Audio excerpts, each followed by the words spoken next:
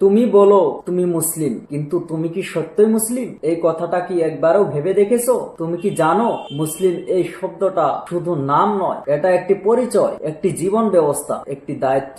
আজ আমাদের নাম মুসলিম, পরিচয় মুসলিম, অথচ জীবন কাদের মতো? চলাচল পশ্চিমাদের মতো, চিন্তা অজ্ঞদের মতো, ব্যস্ততা দুনিয়ার জন্য। দিন কোথায়? নমাজ কোথায়? কোরআনের সঙ্গে সম্পর্ক কোথায়? রাসূলুল্লাহ সাল্লাল্লাহু তাআলা আলাইহি ওয়াসাল্লাম মুসলিমের পরিচয় কি বলেছেন? নবী করিম সাল্লাল্লাহু তাআলা আলাইহি ওয়াসাল্লাম বলেছেন, আল মুসলিমু মান সালিমাল মুসলিমুনা মিন লিসানিহি ওয়া ইয়াদিহি। সত্যিকারের মুসলিম সে যার হাত ও জিহ্বা থেকে অন্য মুসলিম নিরাপদ থাকে। আজ আমাদের হাত ও মুখ থেকে কেউ কি নিরাপদে আছে? হাদিসে এসেছে, আকমালুল মুমিনিনা ঈমানান আহসানুহুম খুলুকা।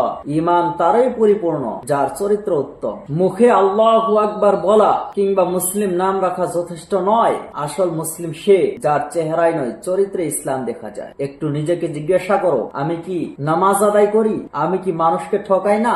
আমি কি সত্যবাদী, পরহেজগার, নম্র? আমার পরিবার কি আমাকে দেখে মুসলিম মনে করে? শুধু ইসলামী ডিপি দিলে, ইসলামিক লকব লিখলে কিংবা ইসলাম নিয়ে কথা বললেই কেউ মুসলিম হয়ে যায় না। মনে রেখো, ইসলাম আমাদের কপালে নয়, চরিত্র দেখতে চায়। মুসলিম ওই ব্যক্তিকে বলা হয় যাকে দেখলে ইসলামের প্রতি ভালোবাসা জেগে ওঠে। এটা এমন একটি আলো যা চোখে নয়, হৃদয়ে জ্বলে। তাই আজ থেকেই নিজের আমল, আখলাক ও আচার আচরণে ইসলাম ফিরিয়ে আনো। তুমি মুসলিম এটা শুধু বলো না, তা প্রমাণ করে দেখিয়ে দাও।